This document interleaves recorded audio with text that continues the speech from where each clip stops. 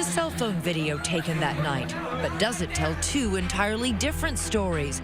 Does that smile change everything? How important is this video to your case?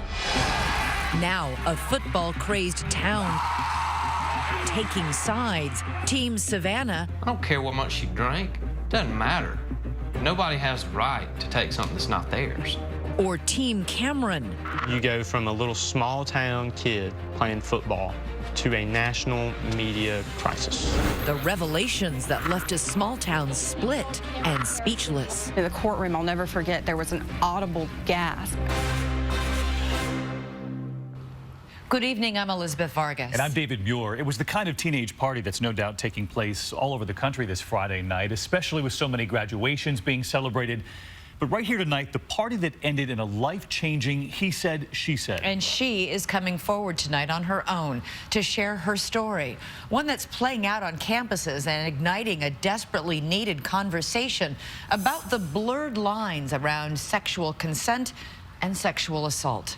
A story for every family. Here's Ryan Smith.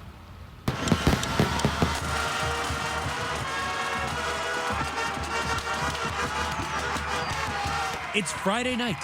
The lights, the band, and the entire town is out to see the Toros.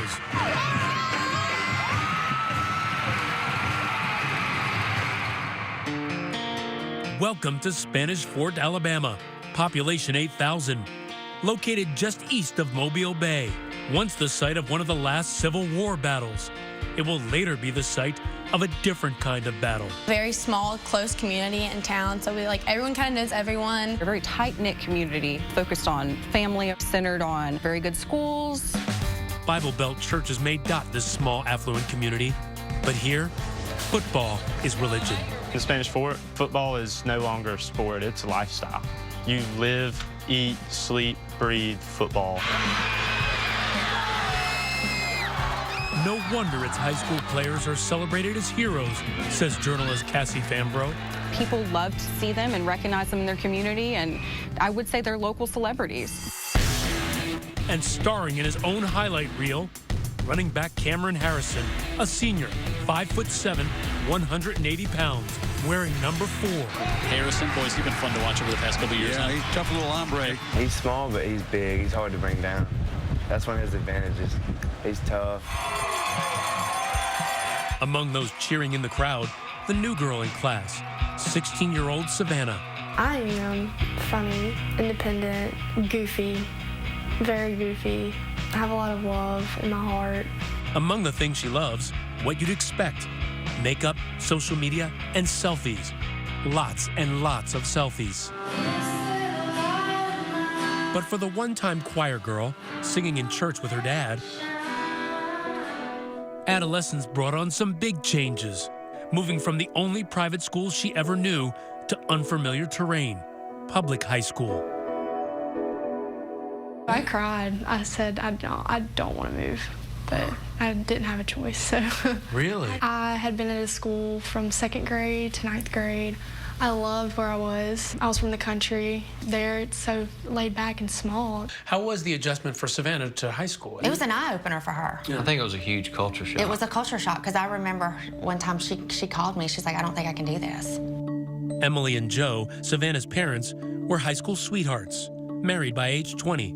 He a Marine at Camp Lejeune, she a college student studying business. What were your hopes back then? To have a family and have a story. But their family story, the kind every parent of a teenage girl fears, begins on an unseasonably warm October night in 2015. It's Joe and Emily's 18th wedding anniversary. They're enjoying a rare night away from their 4 kids, celebrating with a romantic weekend in New York City. But meanwhile, back in Alabama, another celebration, an 18th birthday party for one of the Spanish Fort seniors. How did this party come about? Everyone was texting about it. Haley and Allie, popular high school seniors, say word spreads like wildfire, even to those outside their usual clique. This was a little bit bigger, and it was lots of different kind of people all mingling together. It was not a typical weekend party. I mean, it was probably like one of the biggest parties I've ever been to in Spanish Fort. Savannah, too, hears about the party and begs her parents, long distance, for permission.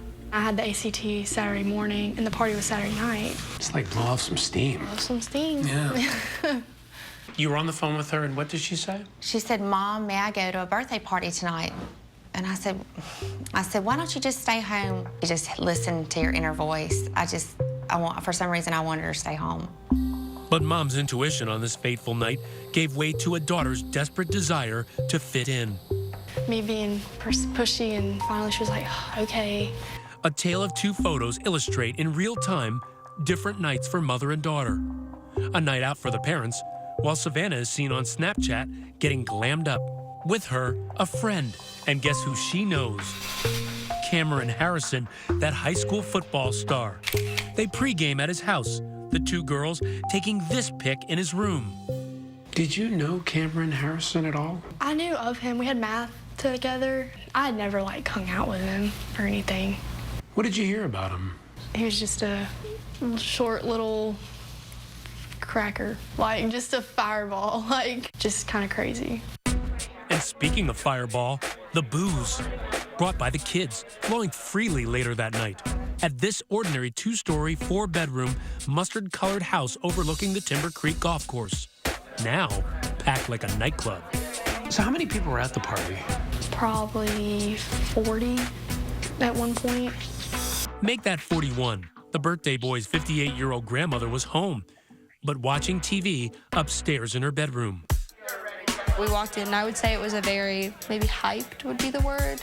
And there was like rap music playing, and there was hair slinging and arms flailing, and you were just kind of like, wow. It was hectic. There were people running around, dancing, beer pong, playing video games on the TV. And the drinks were flowing? Yeah, the drinks were flowing. Hayden, a senior football player, recalls playing beer pong with Savannah and his teammate Cameron.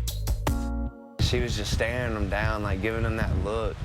And I told him, I was like, all right, she obviously wants it. And so he was like, I know, I can tell. You had some interest in this guy. I saw you roll your eyes. Why? He always said to my friends, I would never with him, he's a nice guy, but no. 40 underage teenagers partying, drinking, saying, turn down for what? What were you drinking? Smirnoff. I had about 2 of those before I got there, and then I had 3 or 4 beers, and then 4 double shots of Fireball. It was all like under an hour that I had drank this much. Others quickly took notice. I first saw her on the couch, and one of her friends was like pouring a little alcohol in her mouth, and she was like just dancing around, having a fun time and stuff. She didn't look like she was completely wasted. No, she was conscious, walking around, having a good time, not stumbling. I couldn't say she might have been able to walk in a straight line, but I don't think most of the people there could have at that point anyway. These photos posted on Snapchat may allow us to peer into Savannah's Saturday night. But what they don't show, she says, are the effects of all that alcohol.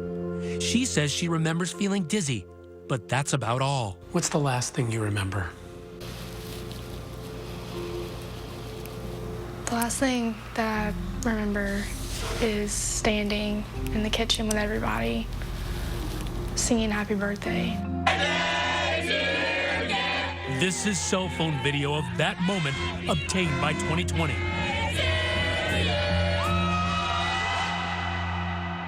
It's like I wasn't even in my body. Like, it's like my head was telling me, like, something's not right. But I just, like, I could feel myself kind of fading out, like, from having control of myself. But that's the last thing I remember, was standing there with everybody. Savannah may not remember, but her friends do. And at one point, Savannah had accidentally knocked over a glass. She looked like something was wrong. Coming up next, cell phone video captures Savannah being carried. What happens when she's behind closed doors and not alone? So I was banging on the door, and I was like, what's going on? Like, why is the door locked? Stay with us.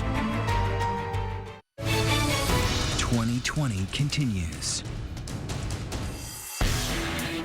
If it's October, it means the Spanish Fort Toros are in familiar territory. Their opponent's end zone, closing in on another Alabama State championship. But 16-year-old Savannah is out of her league. Evident to those at the party that she may have had a few too many. She's kind of just like, just like going crazy, like walking around. Watching from across the room, Savannah's close friend, who asked that we call her Jessica. She's drunk, right? What are you seeing? All of a sudden, I see someone carrying her up the stairs. It was probably 4 people that were carrying her up the stairs like she was a doll, basically. Like, they just, like, each had, like, a limb. And I was like, what the heck? When did this happen? I just saw her, like, on the couch. But just like the booze, there's something else that's ubiquitous at your typical teenage rager: cell phones. This is an image of Savannah being carried upstairs. It will later play a big part in trying to determine what occurred that night.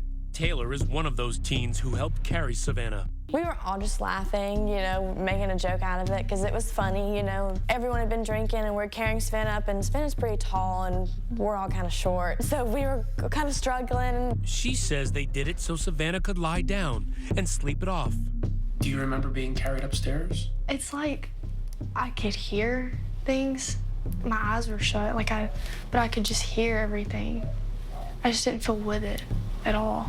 At that point, the popular seniors, newly 18, decide to leave, wanting to take the party across the bay to a club in nearby Mobile.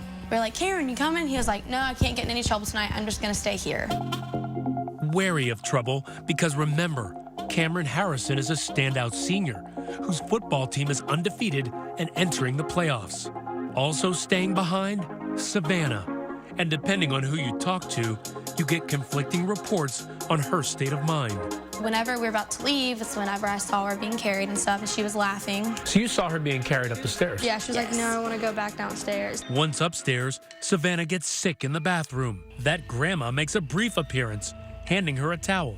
Friend Jessica says when she went upstairs, Savannah was barely coherent. She was just like laid on the bed with like her eyes closed. She was just like, like I couldn't really like make out what she was saying. Tell me, when she's saying that to you, is she unconscious at that point? Like, she wasn't fully conscious, but she wasn't fully unconscious at that point. She was probably like in between there. She'd be like she sounded really like a zombie. Slurring it all? Yeah, definitely slurring. But it was after that is when I noticed like she was out. She wasn't saying anything. Jessica says she left Savannah in that upstairs bedroom to nap. But when she returned to check on her about 15 minutes later, the door was locked. I was banging on the door and I was like, what's going on? Like, why is the door locked? And I couldn't hear anything in there. The light was off, and I remember leaving and the light was on. She doesn't hear anything. But Cameron's teammate, Hayden, also at the door, says he hears Savannah making sounds from inside the bedroom. I heard her moaning, like I could hear sex noises. Eventually, the door opens, and Jessica is shocked by what she sees. So Cameron like cracks the door open, and he's like completely naked. And I was like, oh my gosh, what just happened? Half her body's on the bed with like her arms back, and then like half her body's like draped off the bed. Did she have any clothes on? She had no clothes on. She was completely naked. I started like yelling at Cameron. I was like, what are you doing? Like, she's obviously not okay right now. Like, why would you do that? And he was like, she wanted me to. She said she wanted me to. Did it seem like she was completely out of it? Yes, completely out of it. I mean, she couldn't even move. Couldn't move, but Jessica says Savannah did speak. And what she said would be crucial to the case. She said, just leave me here. I was mad because she said that. So that's when I left. When Jessica goes back upstairs, another 10 or 15 minutes later, she sees Savannah disheveled, no bra, and her clothes backwards and inside out.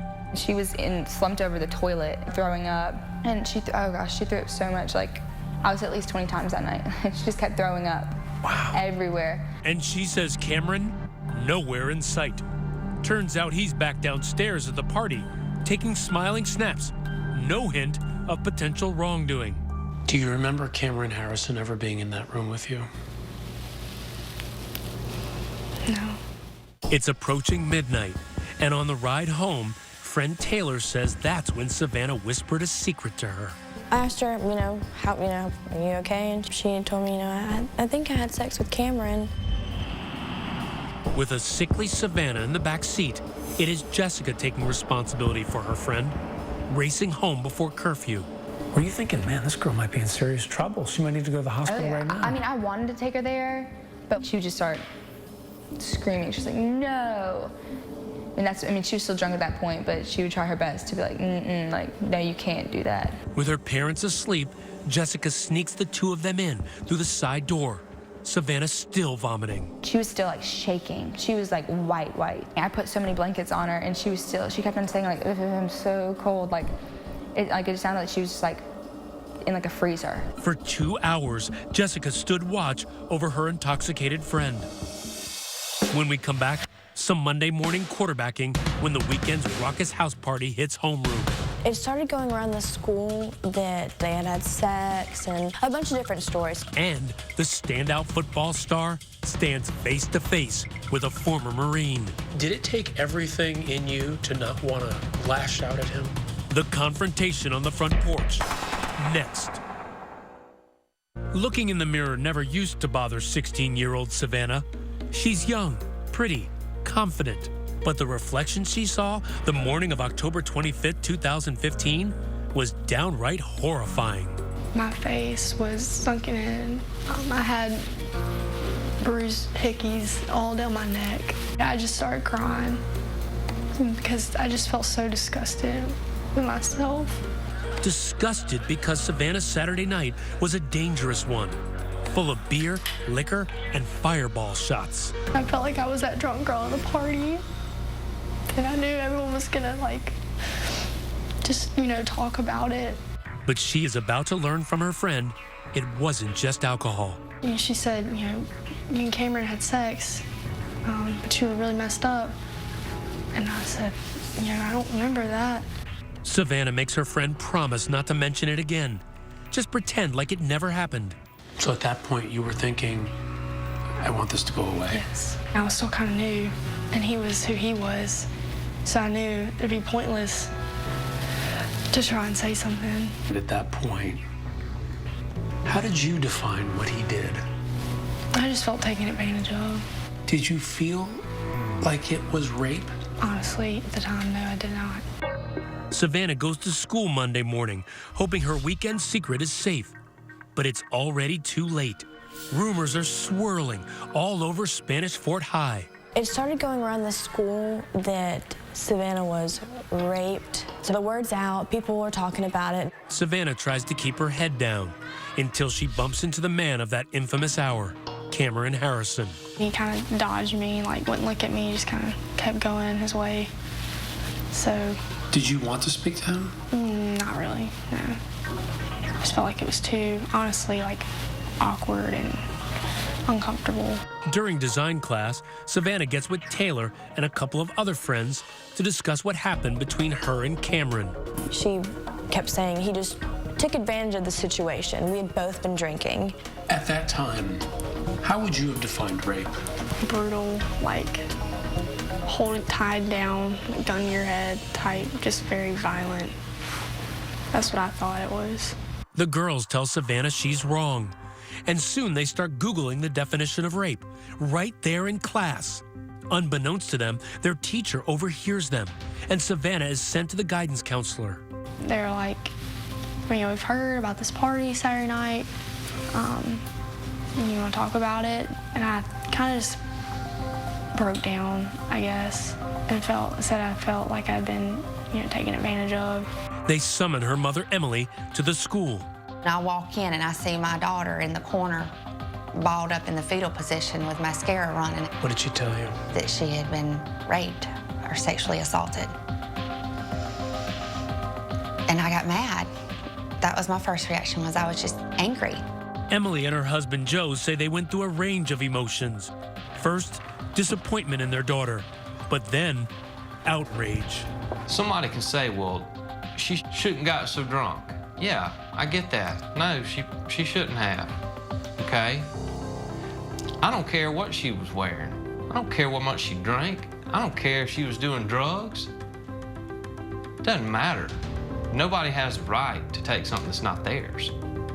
Period. That's the bottom line, period. To us, it was black and white. But for Savannah, it's a little more gray. She's waffling between damning and defending Cameron, even texting a friend, I feel so awful, Taylor. Cameron and everyone is going to hate me. I never wanted it to get to this point. It's all getting back to Cameron, whose friends, hearing the vicious rumors, tell him he needs to set the record straight. I was like, you need to go, you need to make sure that you tell people like the truth, like, because if that's not what happened, then that's not what needs to be said. For his next play, Cameron, on the advice of a teacher, decides to go on offense. Somehow he found out that Savannah's parents thought they had sex and accused him of rape. And so he, being the gentleman that he was, wanted to apologize, wanted to make it right. He may want to make it right, but he's about to make it worse. Believe it or not, Cameron goes to visit Savannah's father, the former Marine, to tell him the sex he had with his daughter was consensual. That's the guy. He's outside. He's walking up to our house right now. Joe, what did you say? My immediate reaction when he pulled up was violence.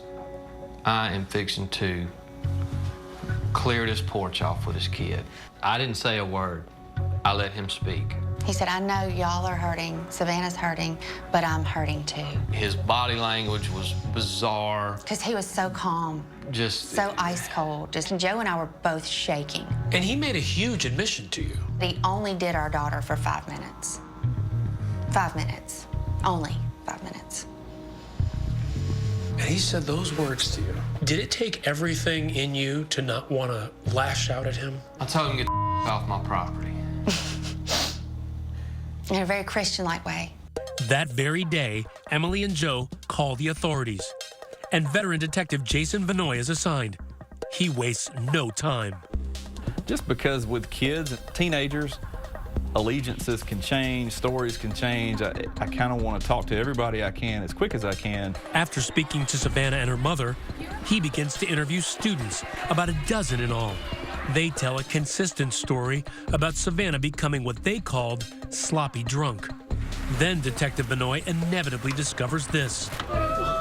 Cell phone video taken at the party. The video showed the young people carrying the victim across the house and to the stairway. What did you think when you saw that video? I took a long, hard look at it several times and was mainly focusing on the condition of the victim. Her body was limp. At one point, she had her arm draped over her face, and she was just like a wet rag. Just a few precious seconds, but for a seasoned investigator, oh so revealing. It's real-time, footage taken at the party, showing the condition of the victim. How important is this video to your case? In my mind, this video took this case way beyond probable cause to make an arrest.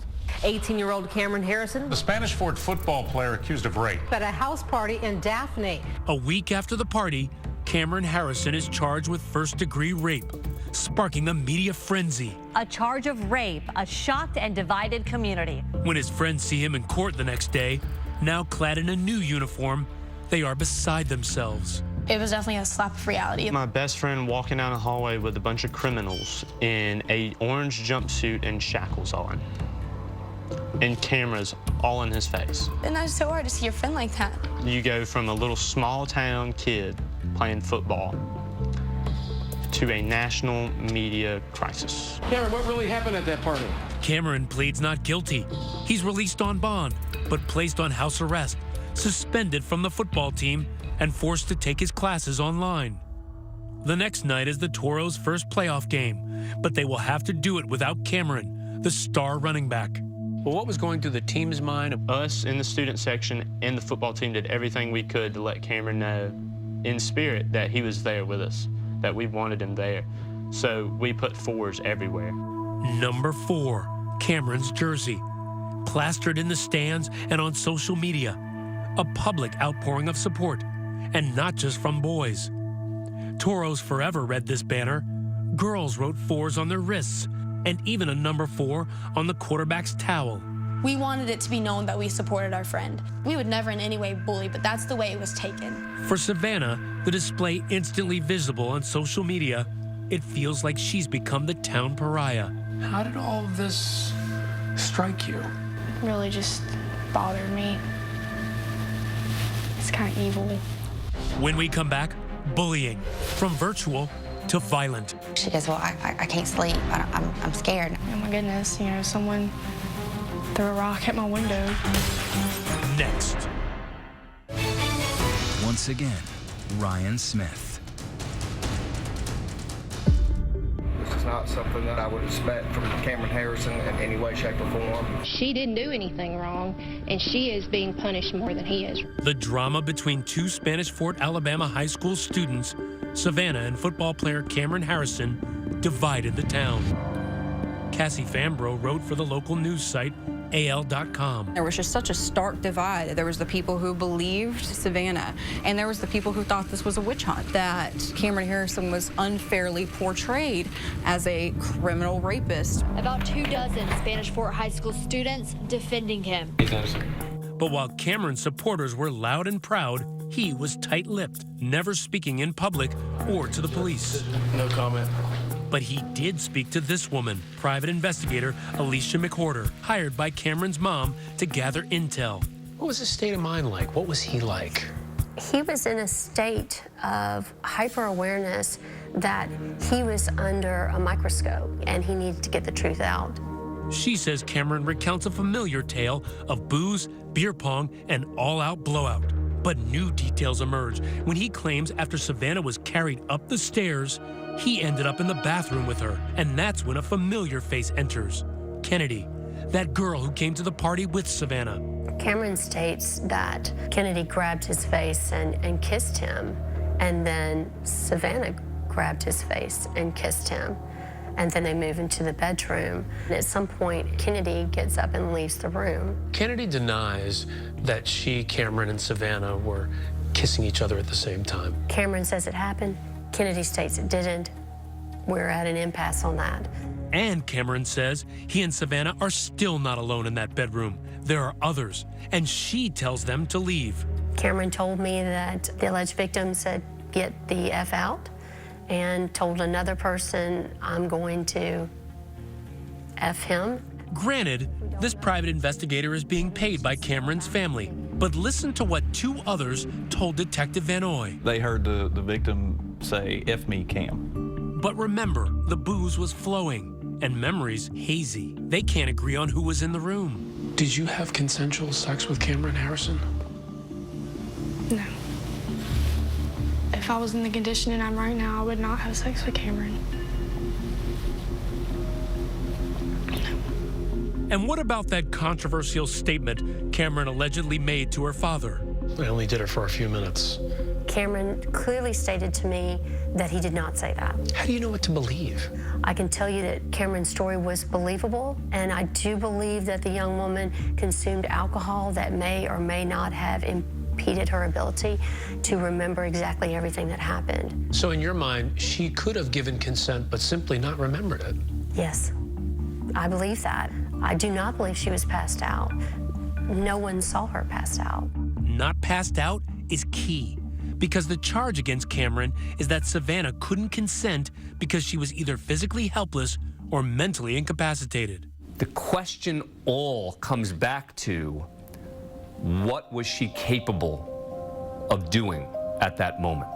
Savannah says she becomes the victim of cyberbullying, and not just from classmates, but from their parents too. It's hard enough, kids my age, doing these things, but when it's an adult, that just hits a new nerve to me.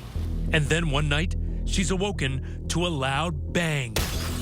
A large cement chunk of just rock brick about this big shattered her window. The DA says the latest potentially dangerous attack crossed the line. And then, Savannah says, one by one, many of her friends publicly turned their back on her. I think their social life was more important to them than, supporting me. With their daughter isolated and outcast, Savannah's parents offered to move schools. So I said, no, you're not gonna run me out. You wanted to stay. I wanted to stay to prove a point. I'm gonna be strong. I'm gonna show them I didn't make it through first period. Why not? Everyone was staring at me like I was the devil, just giving me a look of disgust. Savannah toughs it out for 6 months before the family decides to sell their home and move out of Spanish Fort. I deserve to feel happy again. It's not, that they got to me. It's just that I deserve a fresh start. Now, it's Savannah's turn to strike back, not even waiting for a trial, Armed with her cell phone, she decides to go public, blogging about her reality and how society has it backwards when it comes to sexual assault. We teach don't get raped instead of don't rape. Does anybody else not see a problem with this? Why did you decide to start blogging? And I wanted to have a voice. If you see a girl who's clearly been drinking and to the point of passing out, you help her. Next, the case is headed for court. Both sides brace for battle. We don't expect to lose this case. Now, Cameron Harrison also has the right to be publicly exonerated and publicly vindicated for a false allegation. You cannot rape an unconscious girl. It doesn't matter if you're a high school athlete, star. You cannot do this. But could Savannah's own words come back to haunt her? There was a blatant text saying, "You did not rape me." They say Snapchats disappear. Not this one. Stay with us. Savannah is trying to make a fresh start. New surroundings, new perspective. I love film, writing, photography, art. Life in itself makes me happy. But there is a piece of her past that threatens to undo the entire case against her alleged assailant, 18-year-old Cameron Harrison. He shows authorities a bombshell, a Snapchat message Savannah sent him 2 days after the party. And here's what it says: "You didn't rape me. I mean, you took advantage of me, but I forgive you, and I know you were drunk." It's a huge break for Cameron's defense. And for his buddies, it reinforces what they believed all along. There was a blatant text saying from her to Cameron, "You did not rape me." That should have ended it. That's the bottom line. She admitted that he didn't. If she said you did not rape her, we know that you didn't rape her. Like, she said it, and she told him that. This Snapchat she sends, "Hey, I know you didn't rape me." That just goes to show that she didn't know the meaning of rape. Savannah says the message was part of a larger conversation initiated by him, but only this snippet was saved by Cameron. Well, the selling point to Snapchat, the reason that it's popular, is if you don't screenshot it and save it, it's gone. And the breaks keep coming for Cameron. Remember that video of Savannah being carried up the stairs? His defense attorney claims to have found more of it. This additional frame where Savannah appears awake and smiling. The defense seems to say that there's another second in that where she's smiling. What's your impression of that? Unconscious people can make all kind of facial expressions and they can have their eyes open. My position is that she's physically helpless, and that is very much bolstered by the fact that she's having to be carried. Two key pieces of evidence, but both sides saying it proves their case. Her smiling doesn't necessarily mean this was not a rape. But as jurors evaluate the case and have to decide, is it proof beyond a reasonable doubt, every little factor becomes relevant. But that's little comfort to Cameron as he awaits trial. For the past 6 months, these four walls have become Cameron's closest companions. Now, only photos providing a peek at the life he once enjoyed. This is my senior banner. All those senior football players got on this year. It says running back, Cameron Harrison. All my friends made this for me. Cameron showing us this window into a life seemingly put on perma-hold. I'm blessed to have so much support from all my friends and family. Trapped by a dark cloud above him and that device around his ankle monitoring his movements. How far, Cameron, are you allowed to go? I can go to across the street over there. Ironically, the former running back's world is now limited to the length of a football field, 100 yards. His mom, Karen. We just deal with days as they come through, and our love grows stronger every day. And we're gonna make it through this. Come on in, baby. How you doing? Good. Suddenly, throngs of kids begin to arrive. Cameron's classmates. It's graduation day. Cameron not being able to walk with us definitely, kind of makes me a little heartbroken. My best friend. They don caps and gowns for a makeshift ceremony. Oh no, you don't have your tassel? There was one in the kitchen. Oh, good Lord, go get it. Hey, Garrett, it is a big deal. While the future appears bright for them, Cameron's is still unknown. He's facing the possibility of 10 years to life for rape. And District Attorney Hallie Dixon is showing no signs of mercy, local hero though he may be. Do football players get a free pass?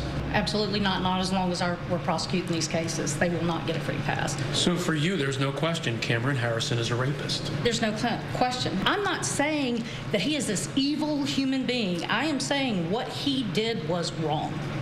When we come back, Cameron Harrison's day in court is coming. We did everything we could to block the camera crews. Savannah braces for a face-to-face showdown. He did wrong. Every choice has a consequence.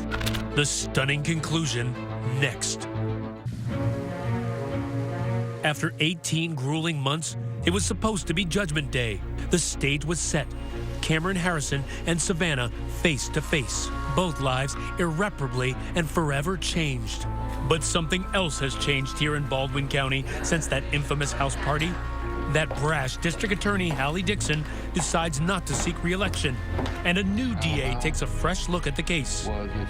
And just weeks ago, on the eve of Cameron's trial, a stunner. Tonight, Cameron Harrison has been granted youthful offender status. Youthful offender status. Cameron Harrison takes a plea deal under youthful offender status. The terms and conditions of the deal, all settled in secrecy. It allows the proceeding to be treated sort of like a juvenile proceeding, meaning everything gets sealed, public doesn't find out what happens, it eventually gets erased from the record. Now, nothing about the case is public. All we know tonight is that Cameron is not in jail, an outcome agreed to by both sides. The key when thinking about why was a deal cut is to look to the alleged victim. Was that because she was pressured by the DA? Who knows? Was it because she didn't want to testify? It's a smart move for the defendant. If he can not serve time, get treated as a youthful offender. Cameron and his family were scheduled to do an interview with us. However, part of that plea agreement prevented both sides from talking further about the case. It's not really a resolution at all. Those people who look at him as a criminal or her as a liar, they're never going to be dissuaded because there's no real conclusion. For many, the case ending just like it started, in a fog. What happened behind that locked door will stay behind that locked door. The reminder for parents is underage drinking and limited supervision can lead to some pretty dangerous consequences. And that may leave you wondering about that grandmother, the only adult present that night. She pled guilty to a charge of hosting the party. She got 6 months probation and was fined $250, telling local reporters, "It's a sad situation for all parties involved. You know, I trusted teenagers. That's my problem." As for Savannah, when we last spoke to her before the plea deal, she had this to say about Cameron. If you could say something to him right now, what would you say to him? I forgive you.